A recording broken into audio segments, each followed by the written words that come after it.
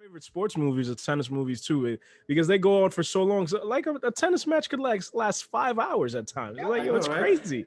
I It's think Naomi crazy. said Well, that on the Netflix show. She said it's a tough sport mentally. Yeah. Hundred yeah, no, percent. no, Mike, you mentioned that some of your favorite movies are about tennis.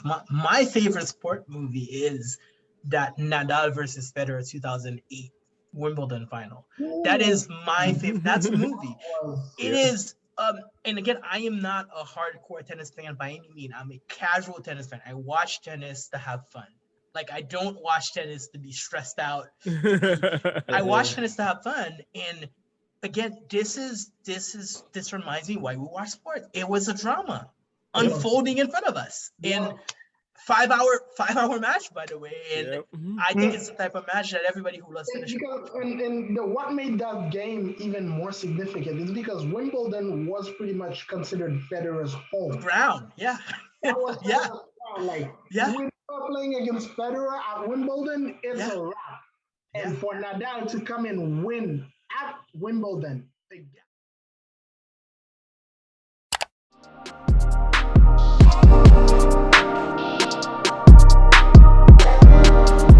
Welcome to episode 19, guys, of A La Une Sports. Getting ready, guys. We got Dolph, we got Ben back, we got Mike. Let's get it. What's going on, guys? How was your day, guys? Yo. Already Good, fun man. weekend, Good. football weekend. Football back. It was a pretty exciting. I'm not gonna lie. The best game went underrated because of the Cristiano Ronaldo show and everything. But that Dortmund versus Leverkusen game that was happening, boy, incredible, crazy game. As a neutral, I enjoyed every minute of it. But trust me, I would not want my team to be involved in one of those games. No, like. 1-0, 2-0, like, but it was exciting. It was fun. The level of skill was outrageous on both sides.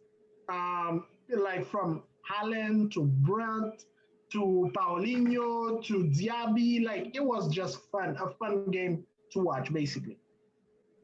All right, episode 19 on A La Une Sports. Let's get it, guys. First topic, talking about Griezmann going back to Atletico Madrid. He quoted saying that I definitely wanted to return. As if a Barcelona fan or for a fan base or the organization, or even himself saying I wanted to return, when do you guys think that mentally, like he was ready to come back? He was just waiting for like a helping hand or something like that. But that's the first part of the question. I just wanted to ask you guys, what do you guys think about this? Like, I wanted to return. As a Barcelona organization, the fan base and everything, how do you think they're going to receive that quote? Whoever wants to go first, don't be shy, guys. I don't think it really matters how the Barcelona fans receive it because he was out pretty much after his first year. I think the Griezmann case study is a case study of mismanagement. It's a case study of recruiting the wrong player, which Dolph, to his credit, mentioned from the start it wasn't going to work, and it wasn't working because he was playing the same position as Messi. And they went after the wrong player, but not only that, Griezmann was a really great football player. By all measures, a top 10, top 5 type of football player in 2016, 2017. And he's not that anymore. And when you're a football player and you used to be one of the 5, 6, 7, 8 best football players, and now you're probably like not even a top 30 football player in the world, and I'm being generous, right? It's gonna have a toll on you mentally. And the other thing is, like, Griezmann had history with Atletico Madrid. Real history, Champions League finals, winning La Liga, being that top 5 player who, by the way, goes into France and arguably like France's most potent offensive player to win the World Cup. So the experiment didn't work. I don't mind a quote because I like when football players are humanizing. I think if anything, it's an indictment on Barcelona, their management, and their mismanagement. Because at the end of the day, you don't know whether a transfer is going to work or not, but your role as a technical director, your role as management is to take swings that you think will work. And every single swing this team has taken over the last 6 years has not worked. And that's on them, not on Griezmann. What about you, Dolph? I totally agree. What I would say is just from the beginning, it was a very uncomfortable marriage. Like from the mentality of the player doesn't really go with the mentality of the team. The style of the player doesn't really go with the style of Barcelona, and let alone the position that he plays is also in the same position as basically Barcelona's legend and best player Messi. And let alone that, you add Suarez to that. So basically, you had so many players that occupies the same space. And in a team, it's not about just having the best players. You gotta have the best players that will perform their role to perfection. This is how you get the best team. And in having to accommodate Messi, Suarez, and Griezmann all together, you ended up not getting the best of Griezmann because you're playing him out of the position and he has to adapt and adjust to something that he hasn't really been doing. Like, he have never had to do basically from his days at Sociedad and then moving all the way to Atletico Madrid. So all of that, it was pretty much a very uncomfortable situation. And I felt like it's a relief both for Barcelona and for Griezmann. Good economic relief for Barcelona.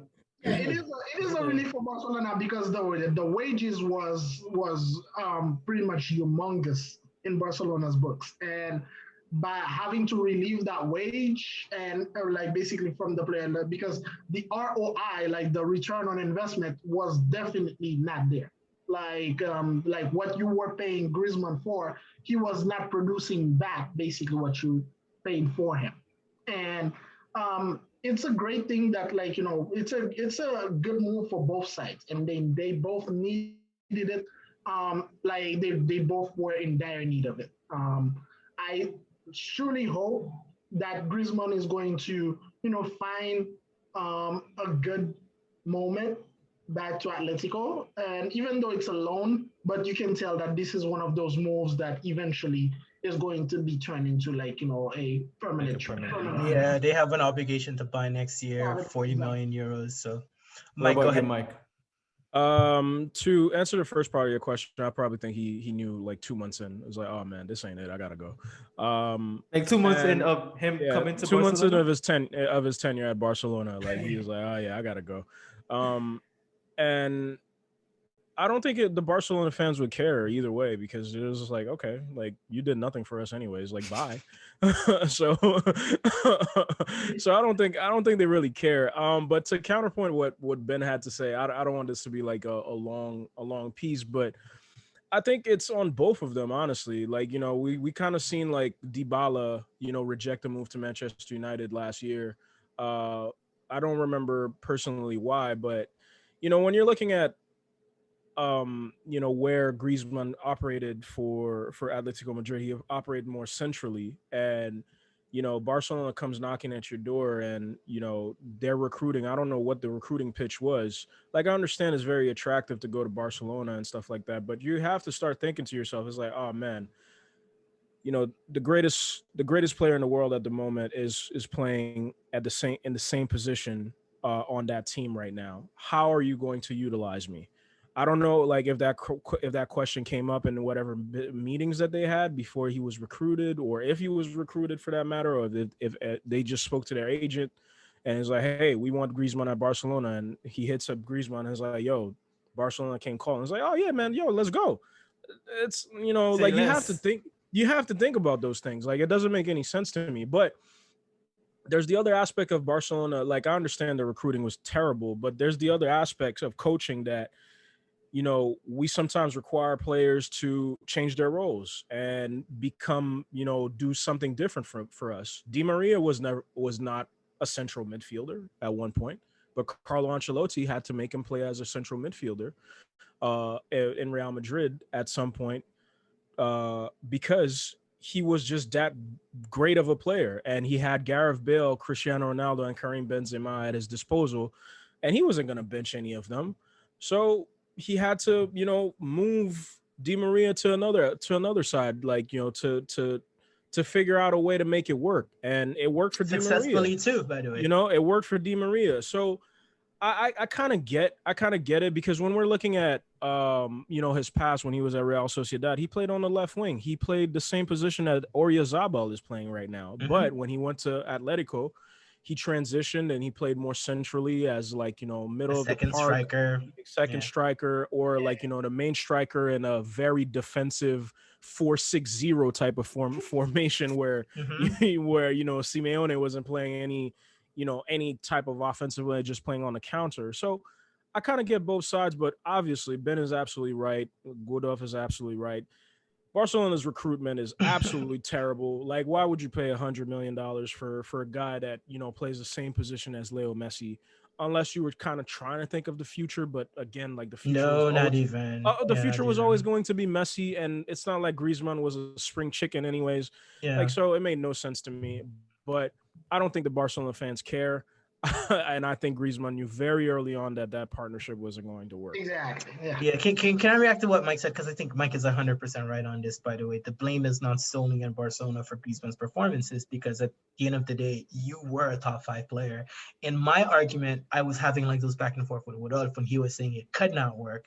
And my argument is, if you're a top 5 player, you're going to find a way to make it work, right? Because like Benzema, Mbappe, Messi, and Neymar, they're going to find a way to make it work. If you're a top 5 player in the world, if you're a top 10 player in the world, you find a way to make it work. And if your role is to play on the wing to accommodate Messi, you play on the wing to accommodate Messi. Because Messi, at some point when he was a youngin, he wasn't playing in the false 9 position. He was playing on the right. He's playing on the right. You know what I mean? If you're a top 5 player, that's what you do. And by the way, I think you have to go after those top 5 players. And if there's one thing that's clear, by the way, he's no longer a top 5 player. I don't know if he's a top 30 player, to be quite honest. I'm watching him play for France over the Euros and that epic game against Switzerland. And of course, Deschamps an idiot, but Deschamps benched him at the end to close the game, right? If you're a top 5 player, you know what doesn't happen? They don't take you out of the game, even if you're winning 3-2. They don't. They just don't. You know what I mean? So a lot of it is on him, by the way. Yeah, a lot of it is on him. You're 100% right. He really had a lot of pressure on him also, like when it wasn't going well, missing a lot of goals. Having to accommodate yourself with someone like Messi, like that, it brings a lot of pressure. Now I have a question for you guys. Second part is like, do you guys think Memphis Depay is not gonna have that issue at all? Like, he's not gonna have that pressure. He's gonna be that guy from Barcelona. He's gonna succeed. I'll let Dolph take that one. I think Dolph has thoughts. I think Memphis Depay is definitely, he's going to be an overwhelming success for Barcelona.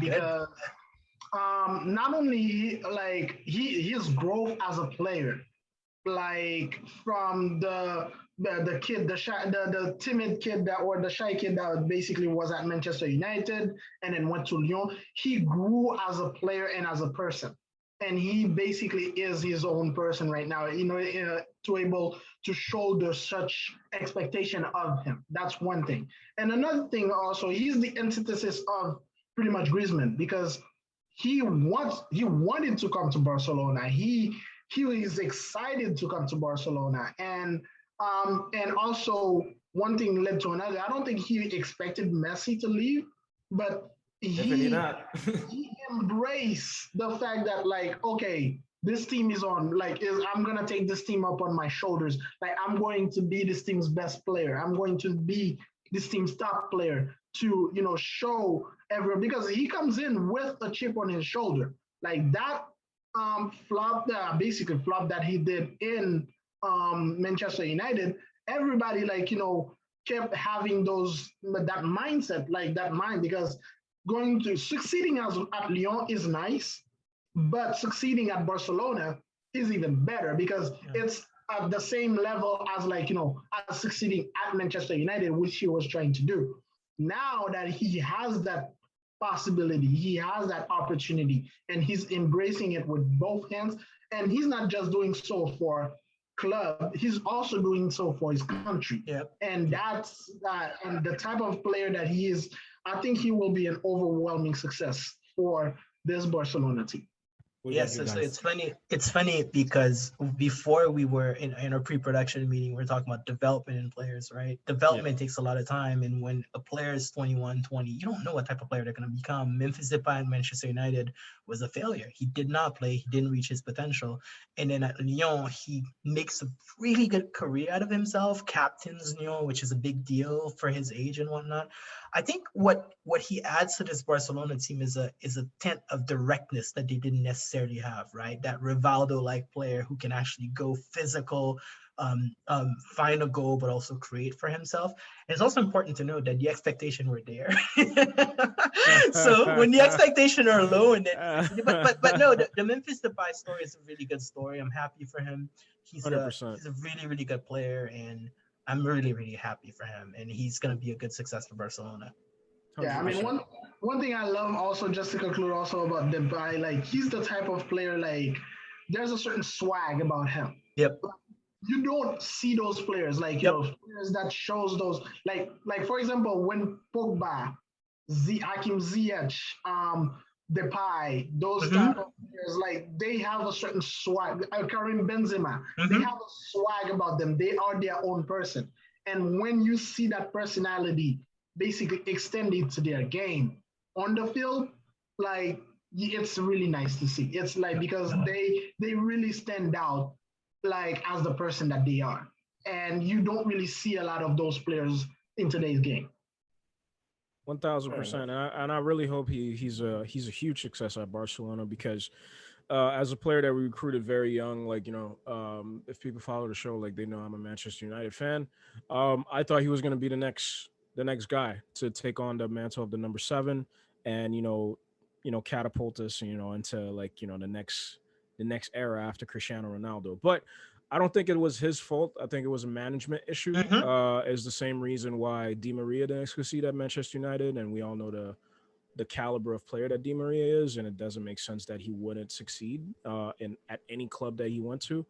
And I feel like it's a style thing too now that like he has another Dutchman that actually recruited him to Barcelona, but that plays a different style of football, and that will cater to him a little bit more. So I hope he's an overwhelming success. I think he's a different type. I think there's a bad stigma around Depay because obviously like his dating profile is huge. He does music, he does fashion. His body is lathered with tattoos. How he looks. I would do all those things if I looked like him. So like he just has a bad stigma like surrounding him. But like he's an excellent football player, man. So I hope that he just does great at Barcelona and he makes all the millions in the world, man. Like puts in a lot of work in his game too. By the way, puts in a lot of work in his game. Yep. All right, guys. Next topic: Premier League top scorer. I know I'm pretty sure a lot of you guys are gonna have different names out there because I know each of you guys. Yeah, I think we are. I have a feeling. I'm gonna get right into it. Who you guys think is gonna finish the best score in the Premier League? You can go, Ben. I want to hear what Mike has to say. Mike, they got you first then. Oh man, Mike. Yeah, I thought about it. I thought about it a little bit, man.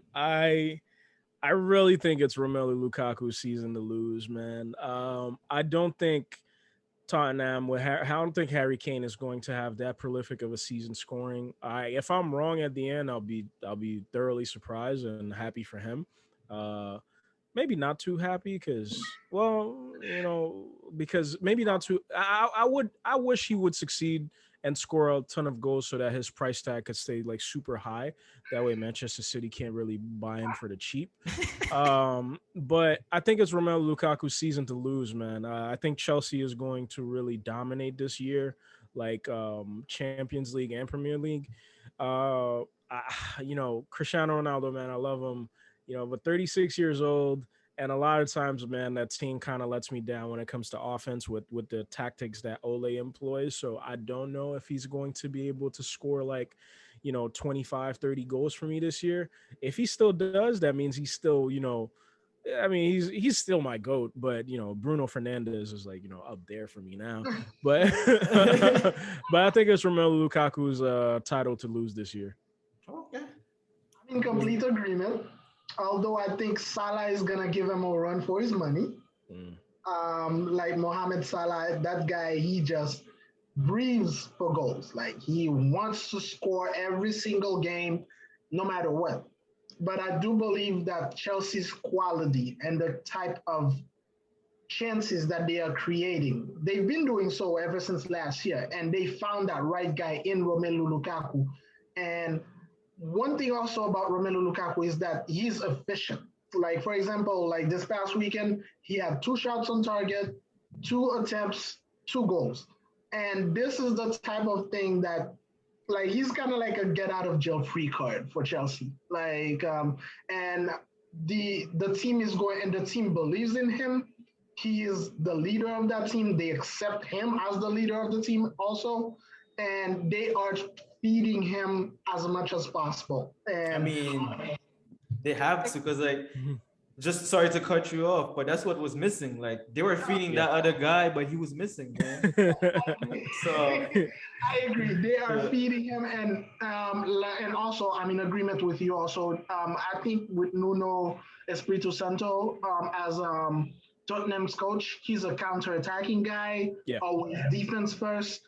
Tottenham is not going to create as much in order to allow Harry Kane to be in that conversation. Yeah, and their games that they won, it's 1 goal each, and then, like, and they didn't concede until they conceded 3 goals in 1 game, and like, so all of that. So so that pretty much gets Kane out of the. And another thing also that's gonna contribute to Kane not being part of it is because I feel like when Tottenham is going to score, Son is also going to score also. So that also is going to he's going to share the load, the scoring load with Son as opposed to him, and also Salah compared to Salah and Lukaku, who basically are like, you know, the scoring like punch for their team, like the main scoring punch for their team. So, but I believe that it's going to be close, but Lukaku is going to win it all. I love Romelu Lukaku, and he's a great story of development. When he was in Manchester United, I believe 12 goals and 13 goals in 36 games in his 2 seasons, which was not a good record. Lukaku's never broken the 25-goal mark. I believe Mohamed Salah, the best player in the Premier League, is going to score 30 goals this season. He's going to win it. Okay. I don't see Lukaku scoring more than 25. He's never done that. But the thing is, he's done that in Italy, and the player that came back from Italy 23 goals and 24 goals. And I don't think Lukaku's has ever played with talent that he has, like in Chelsea, like, you know, passing talent and attacking talent that he has in Chelsea. All right, we'll see. It's gonna be interesting because I personally, I don't really give my opinion on the show, but that's a nice one. I want to say something. I think it's between like Romelu Lukaku and Salah, and you can also put Kane. Kane is just a scorer. Yeah, Kane. He's a natural scorer. I think that even if you have Son next to you, but he's just a natural scorer. Like he won it last year. Yeah, he won it last year. I'm not gonna like put him on the side, but Lukaku is he's gonna be a different beast. Like Mike and Rodolphe said, he has better talent behind him. They're gonna look for him, man. They're gonna look for him. They're gonna find him, and he's gonna score. But one thing about Liverpool is like Liverpool, you have 2 guys that you can guarantee that they're gonna score for you at that moment. It's Salah or Jota when you need scoring, and most likely his goal is gonna be Salah. And then until Mane and Firmino comes back to their normal self this season, it's gonna be Salah. So it's gonna be interesting. If I would pick someone, I would pick Lukaku, but I think Salah is gonna be right behind. Salah or Kane is gonna be right behind him by it's gonna be a tight race. 1 goal or 2 goals. It's gonna be a tight race. It's gonna be a tight race. Can you guys remind me what position did Tottenham end up last year? I don't remember. I think they ended up 5th or 6th. 7th. Oh, 7th. They ended up 7th because they are in the Conference League. They ended up 7th. So okay. So I'm kind of like expecting like the same type of like vibe, you know. Yeah. And with you know, and I love Nuno. I love him, but I just don't think he's good. Like, I don't think he's that, like, you know, prolific as an offensive coach. I told you. Remember when I told you? Like, I'm like, bro, they don't know what that was the only option. That's why they got it.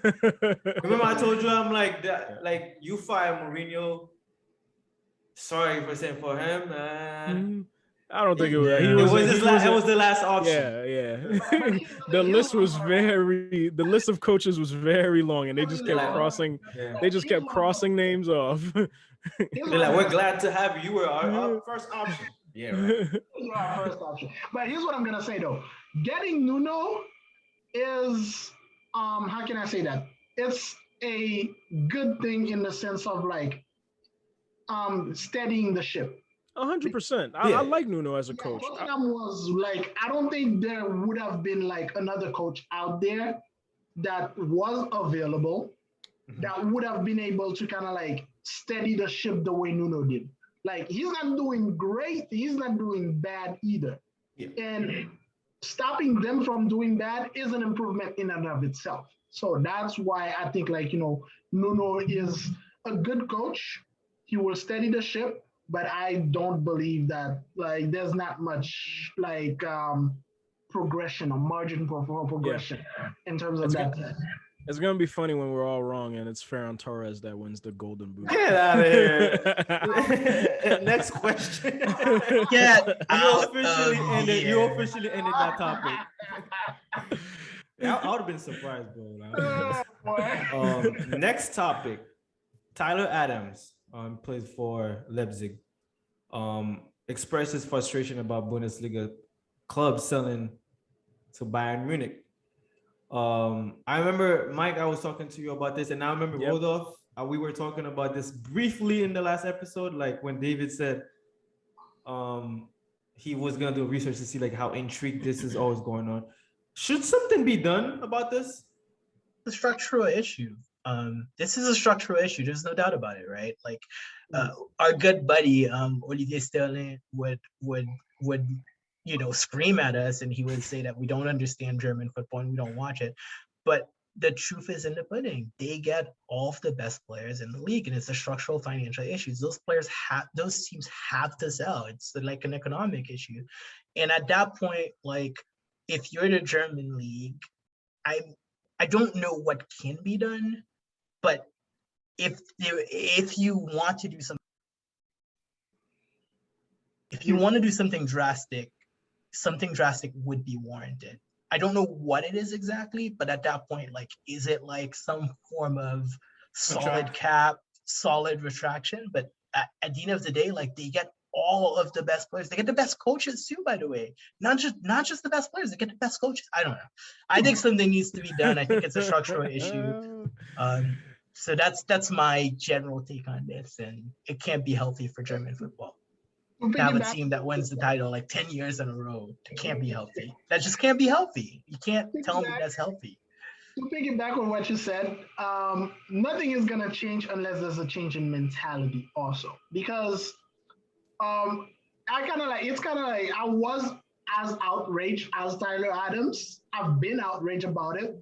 But when I took a step back and take a look at it, there's a certain hierarchy, like, you know, because what Bayern is doing to, let's say, Dortmund, or what they did to Bayer Leverkusen back in the days and everything, those teams, they are doing the same to the teams under them.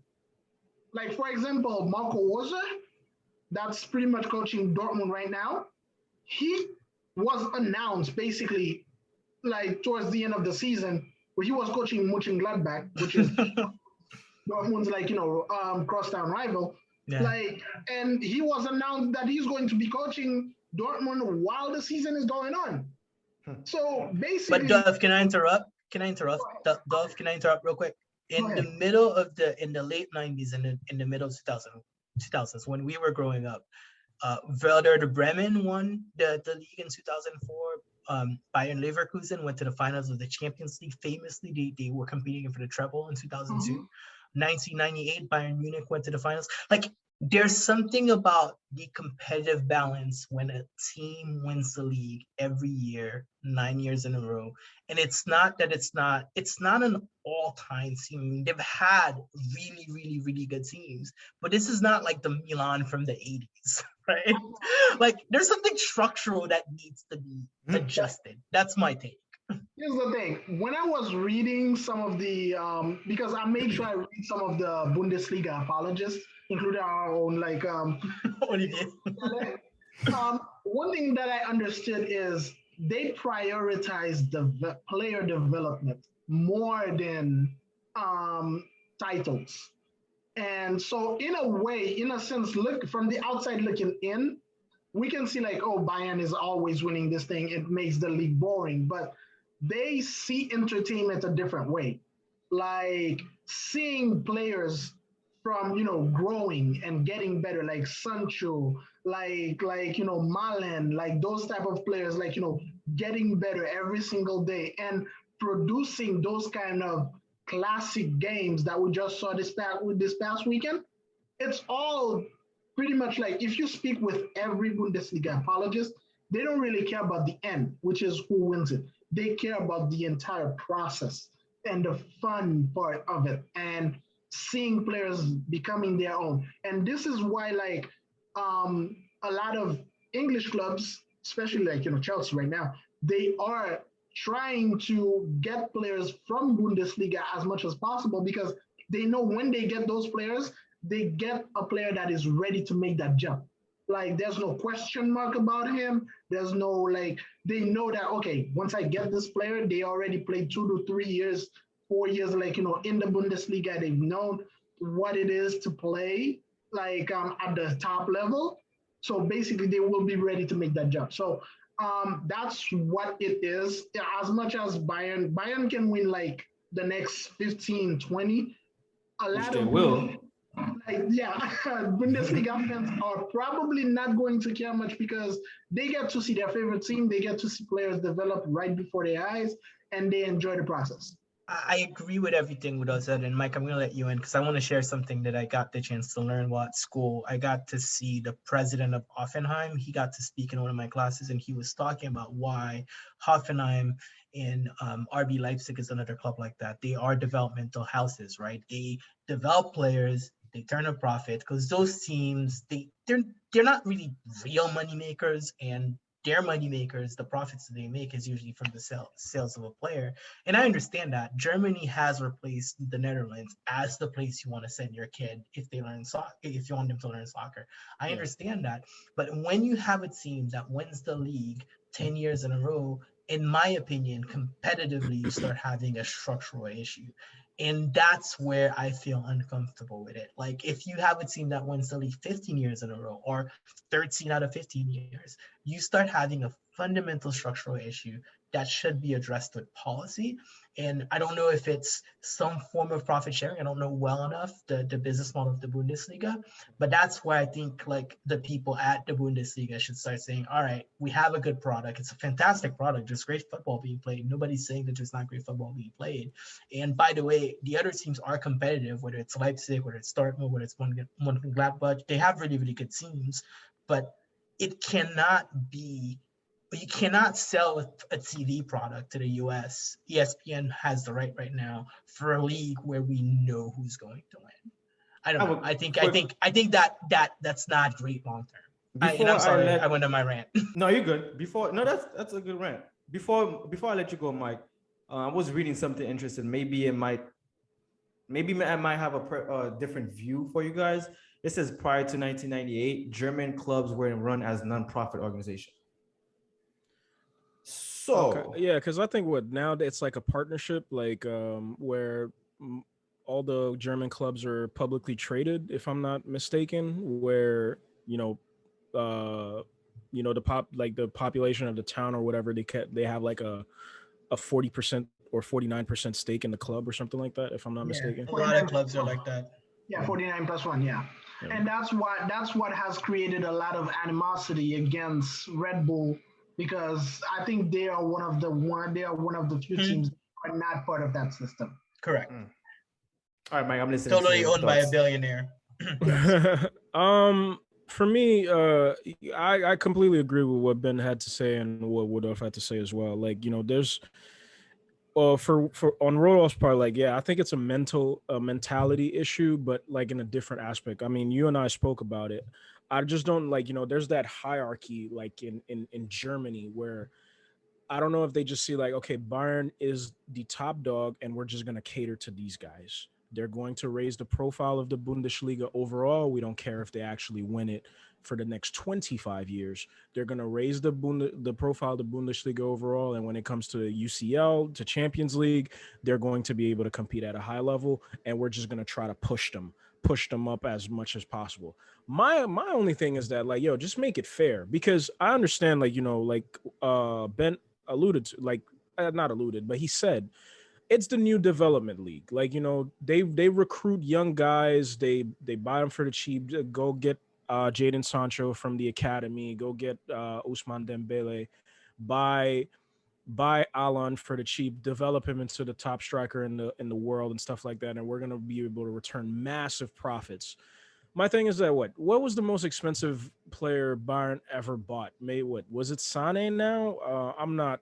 I don't even recall. Like, I know I'll let you know in a few. Yeah. I know at one point, like, back in the days, like, it was Frank Ribery that they had bought for 25 million pounds at the time. Like, they never really spend that much money. My only thing is, like, be fair. If you're gonna fleece somebody, be fair. Like, you can't tell me that you're gonna go get the team that finished behind you, their best defender for a bag of chips. They're one of their best midfielders for a pack of chewing gums, and their coach, who's like one of the best coach in the world, for nothing. Like, what is going on, man? Like, you're just fleecing guys, and like, you're just taking advantage of them, and it's like, come on, like, this big brother thing got to stop, man. Like, you're being a bully at this point. Like, where's the competition? I like to be entertained. I don't like to know, like, who's going, like, oh yeah, Bayern got it. Like, they could be down by 15 points, and I'm like, nah, they still gonna win. Like, they're gonna find a way to win the league. Like, it doesn't make any sense to me. They did the same thing to Dortmund back in the day. Like, how do you get a guy like Lewandowski for free? Like, come on. Like, it doesn't make any sense to me. And like, there's something that has to change, in my opinion, because that sucks, man. It just sucks at the end of the day. Just to cut you off real quick, Mike, it's Lucas Hernandez, 80 million. Yes, 80 million. Yes. Yeah, and then Sané comes right next to him. I mean, second. Yeah. I think Javi Martinez is somewhere along the line, with this one too, because Javi Martinez cost about like 40 million. He's fifth, like 40 million. You're gonna find Upamecano third, and then Tolisso fourth. So there you go. But to kind of like pretty much conclude, like, everything is another aspect of it. Also is the German national team. They believe that, I think, Germany had this disappointment back in 2004, 2005, in one of the Euros. 2004, where they pretty much went out in the first round. Yep. And it was a pretty humiliating thing, like, all over the country, and everybody felt really bad about, this particular Euros. Mm-hmm. And I think so they pretty much made a conscientious effort from that point on to really develop the German national team, as far as, like, German players, and making sure that they are on point, making sure that they put an effort in order to make sure that Germany gets back to where it is, where it's supposed to be. And that's that has pretty much led to a lot of players also in Germany. They see Bayern Munich the way that a lot of players see Barcelona and Real Madrid. Yeah. Like, you get to stay in the same league that you are in, but you're in a better team, like a greater team, So basically, they see that one as, an improvement in their career. Exactly, an improvement of their career. They don't have to uproot their entire family to a whole new country, so they can still stay in the same country and still be, prolific and, advance in their career pretty much. So all of that has led to pretty much the monopoly, you would say, of Bayern Munich. Fair enough, guys. Next one, right now at the moment, like at the moment of the career, not at the prime or anything, at the moment of the career. Start, bench, or cut. Benzema, Haaland, or Lukaku. Start, bench, cut. Ben is like shit. Yeah. So right now, at the moment of the career. Right now. And at the moment, right now, all three of them are balling. They're good. They're good. No, I would start Haaland. I would bench Lukaku, and I would cut Benzema. Okay. Moving forward. Benzema's 32 years old. He's 33. He's not supposed to be this good at 33. I don't know if he's gonna be good next year. Give me Lukaku. It's like He better be. right? Well, he was 27. Who got next? I'm gonna be a bit controversial. I think I'm gonna go with start Benzema, Oh, bench Lukaku, and cut Haaland. Oh, that's a hot take. That's too hard for me. That's too hard for me. He wanted Allen in this team. That's too hard for me. That's too hard. He wanted. That's too hard for me. He wanted That's Allen too hard. in Chelsea. That is way too hard for me. That is way too hard. I would say based on seniority, and I feel like Haaland, as great of a player that he is right now, he's ahead of the curve in terms of his development.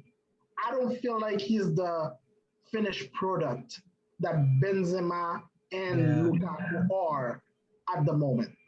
And as great, I do believe that Haaland can lead a team the way that Lukaku and Benzema are doing. But I have yet to see him lead a team to glory, like I've seen Benzema did with Real Madrid this past couple of years, like I've seen Lukaku did with Inter. That's pretty much the sole reason that I'm only cutting Haaland. But like you said, as of today, ask me that question in 2, 3, 4 years, it's gonna be completely different. But as of today. And I was gonna say Duff is a little bit right, like Benzema, the way he's playing last couple of seasons, man. I misheard you. I thought you said I heard start Benzema. Start Benzema, bench Lukaku. Oh, okay. Cut Haaland. Okay, I heard the opposite. I heard start Benzema. I heard cut Lukaku. That's what I heard. Yeah, but okay. So Rodolphe said start Benzema, bench Lukaku, and then cut Haaland. Okay. Yes. What about you, Mike? man, it's so tough, man. I could have put Lewandowski in this, but you know what? I'm not gonna do that. I would have cut him. I would have cut him. Yeah, I had to think about it for a minute, and I really think that I would honestly, at this point in time, start Lukaku, bench Benzema, and cut Haaland. And then cut Ben is Haaland. like, come on, Jesus Christ. It's like, and Haaland is like, I mean, we spoke about Haaland before, like, when we make like comparisons with Mbappe. Second best prospect in the world right now. I think he is absolutely, like, whatever Lukaku does, he does as well. But my only thing is that I have a bigger sample size for Lukaku at this point. Yeah, where 2 years in Inter. Exactly. I've seen him do it at Inter. I've seen it we're seeing him, really transition into doing it at Chelsea so far early on right now. And he's done it at the international level. Where for Haaland, I've only seen him do it at, at Dortmund for the moment. Even though like he dominates, he can play, with this back behind to goal. He can lead the attack. He literally could take the ball from midfield and he's good with his feet. He's no scrub whatsoever, but what I'm seeing Lukaku do and what he's like, the player that he's transitioned into and how he leads an attack. And the same thing with Benzema, how he's able to do everything for his team as well, where he could drift out into the wing and find those passes and crosses. He could start an attack and drift towards the box to actually go finish crosses after he started an attack. Yeah, man, I just think these are the two players that I would go with, like, if I were to build my team at the moment. Damn, Ben's looking like he's desperate. No. I think it's a tough one. I think you chose it's a tough one. Players. Yeah. And if I can add like something about Benzema, just to show him love, I think Benzema has had a tremendous career, like captain of Real Madrid right now, the main offensive threat for Real Madrid. He's been at the club for 11 years now, guys. Like, he came to the club when he was 22 years old. Talk about like buying right. Yeah, you buy a 22-year-old from Lyon. He was awesome at Lyon. Yep. Just a really, really good career. And I know a lot of people can say that his talent, he probably should have been an even greater player. But man, he's had a superb career, and I'm super proud of him. The thing with Benzema that makes me love, basically that makes me start him pretty much is his growth. Like 100%. The kid that came to Real Madrid and the player basically, because there was a point where we really were doubting, like, can Benzema really score? Like, can he really be a leader? Higuain used to start ahead of him at Real exactly, Madrid. And that's what a lot of people thought. Like, that's what I thought. Like when he. Yeah, go ahead. Oh, sorry to cut you off. Like when Higuain went to Juventus, I was pretty pissed because I thought he was the better quality striker ahead of Benzema. And when he was playing at Lyon, like he was a guy which was the reason why he got the nickname La Ferrari Française. Like he was playing on the wing mostly. Yeah. Like he was a very prolific. He was still prolific for them, but he was playing on the wing, and then he comes in. And then afterwards, Cristiano comes in, and then he has to actually reconfigure his whole game. And then after they leave, he changes again to develop into that. And that's what talented players do, Mike. But Mike, that's what talented players do, by the way. The reason why you keep Benzema over Higuain is Higuain was a better goal scorer for sure during his time at Real Madrid. You can make an argument that he had adapted to La Liga better than Benzema. They're about the same age, by the way. I think they're a couple months apart. Higuain is retired now. Higuain's not playing football now. No, he's playing. He's playing. He's in the US. I know he's playing, but I'm saying the retirement league. Yeah. I said retired intentionally, right? He's right around the corner, right there. Yeah. I know where he's playing, but like the reason why I always thought it was the right decision is at the end of the day, when you have two players that play the similar position, you have to go with the higher ceiling player because the higher ceiling player will adapt more, and the higher ceiling player will play for a longer time. Higuain is playing in MLS right now, and by the way, you can check it out. Same age, I think a couple months difference. By the way, couple months difference.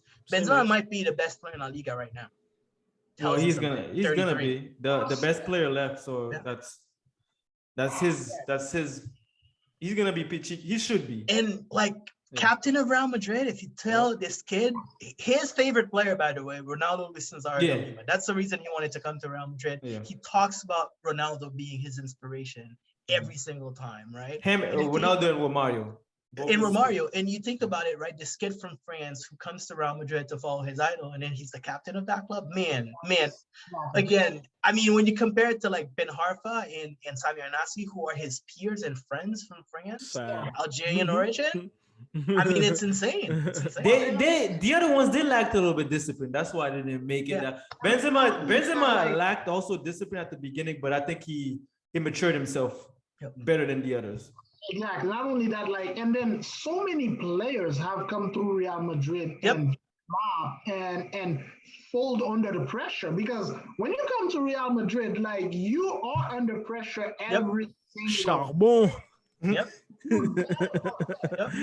The near perfection, and for him to today be the captain of that team, that's a tremendous accomplishment. Tremendous achievement, man. Tremendous achievement. Kid from immigrant parents from Algeria. I don't know. I'm so proud of him, man. I don't even know what 100%. To say. 100%. I love that guy.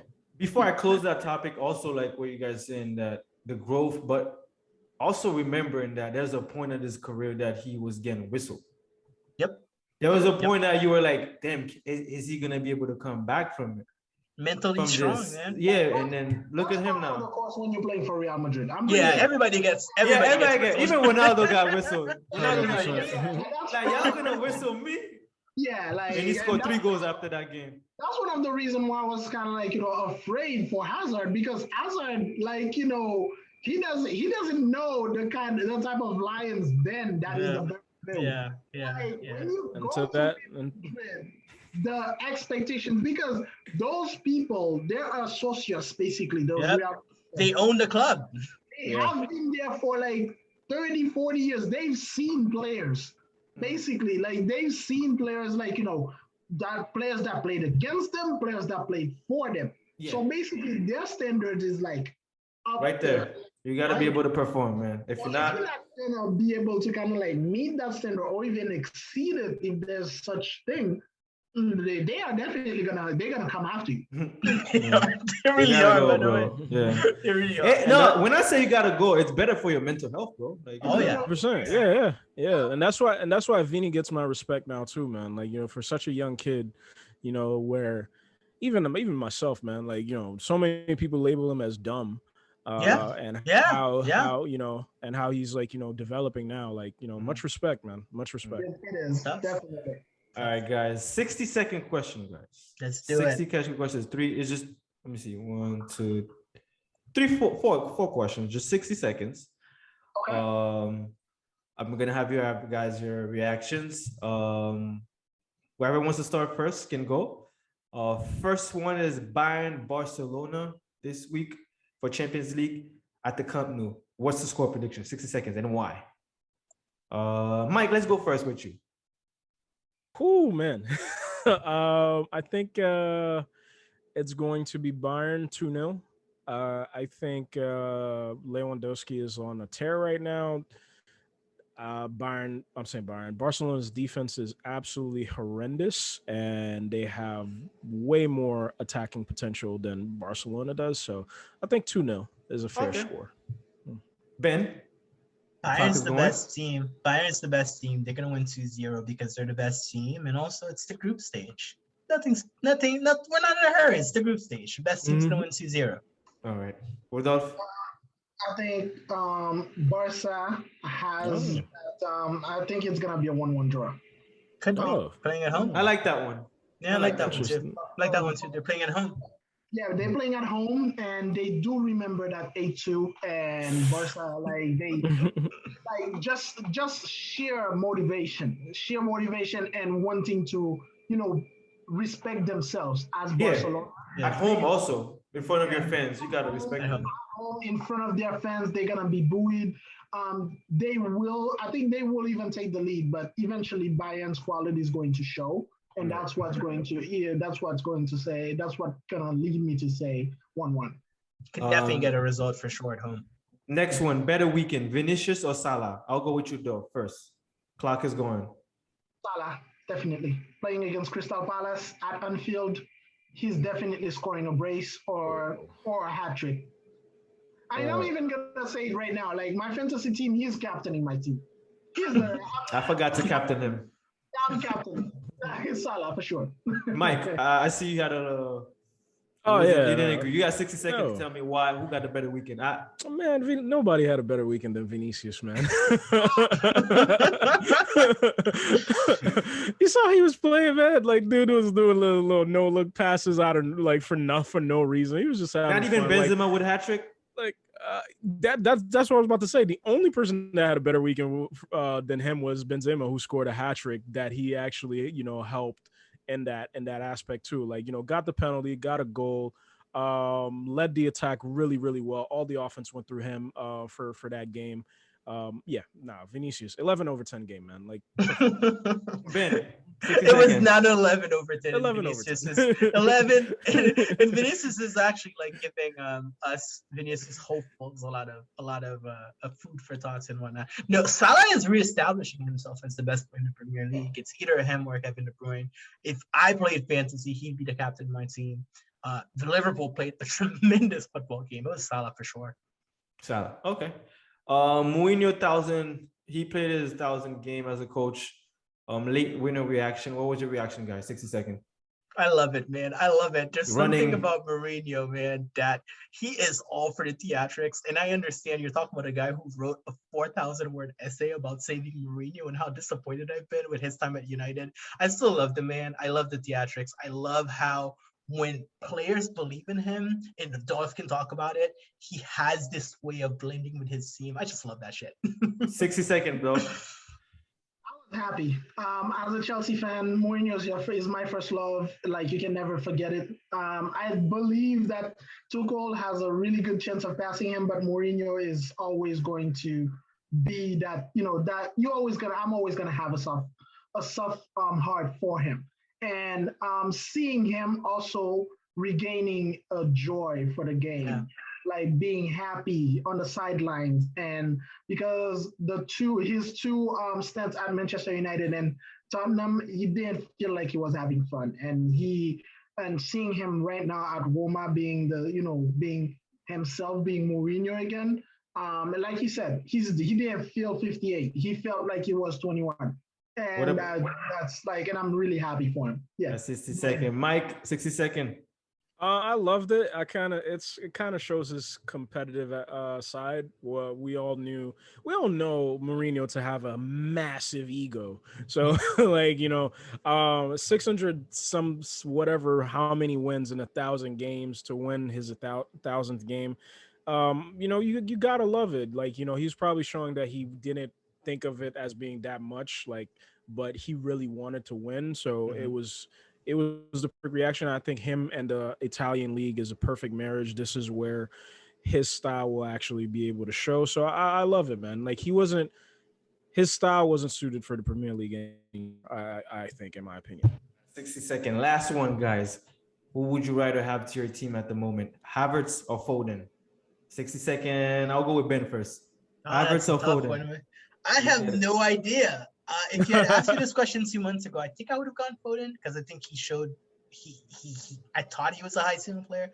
Havertz is really good. I don't know. That's my answer. I don't know. Okay. Rodolphe.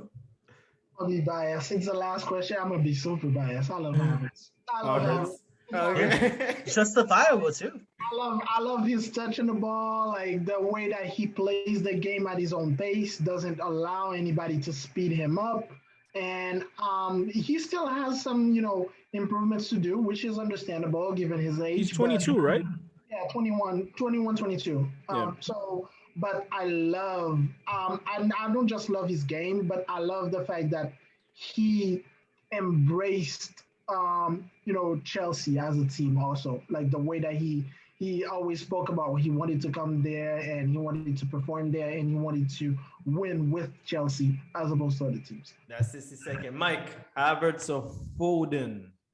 Just like Ben, man, 2 months ago, I probably would have said Foden, but now I'm left with the conundrum of where does Foden play actually? What? We don't know. What's going to happen there? So just for that, and how Havertz started last season into how he transitioned to the second half of the season, man. It seems like he's adding the goal scoring to his profile. He has incredible touch, incredible vision. He has great size. He's 6'2". So I'm going with Kai Havertz. I think that's probably where I would go to if I had to choose. I'm gonna clock myself for 50 seconds. To be fair for Foden, I would have picked Havertz now, but to be fair for Foden, Pep Guardiola already indicated us that he was gonna bench. He said, "Oh, Foden playing well right now, but we don't know next season. We don't know." I'm like, "Yeah, you're gonna bench him, right?" It's insane. One of your best last year. One of your best players last year. It was great. He said maybe Foden not playing well. You know how Pep talks. But that was a good show, guys. I appreciate it. It was really good. Episode 19, A La Une Sports. Always fun. Let's enjoy the Champions League this week. It's gonna be really fun. There's a lot of games. Chelsea's playing, Bayern, Barcelona's playing, Real Madrid's playing, Man U Inter. Yep. I like my chances of repeating. I would love to go back to back. I love my chances. I mean, it's gonna be open. You can't really say it's gonna be the second season straight that you're gonna be like, oh, I don't have a pick. But if we have a strong contender right now, it's gonna be between you guys, Chelsea, Manchester City again, Bayern, and PSG. I almost forgot about these guys. PSG for sure. Messi's gonna be so fresh now, like that he's playing in a small league. He's gonna be so fresh for the. He's gonna be fresh. He's gonna be killing guys. He's gonna be having walks near the Eiffel Tower and then come back. Oh, he's gonna be fresh. Can you imagine if Chelsea's about to play PSG on Wednesday and then Messi's chilling the entire week because PSG already won the league? Yeah, PSG already won the league in October. Oh man! Yeah, and basically he's gonna be coming all fresh and ready for Chelsea on Wednesday, while Chelsea themselves are fighting Liverpool or Manchester City. It's gonna be tough to beat this team. It's gonna be tough. It's gonna be tough, but it's gonna be fun for sure. I'm ready to see to see them this week. So I thank just you hope I'm guys. off- I hope I'm off Wednesday so I can watch the game. Man, I don't care if I'm off or not. My phone is right there. The clients can wait.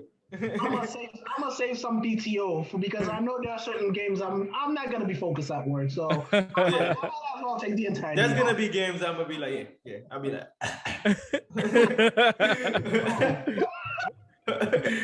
All right, guys. Thank you again. Thank you guys for everyone that was tuning right now. Episode 19, A La Une Sports. Like, subscribe, A La Une Sports on YouTube. Thank you again, Dolph, Mike, Ben. Peace. Awesome, man.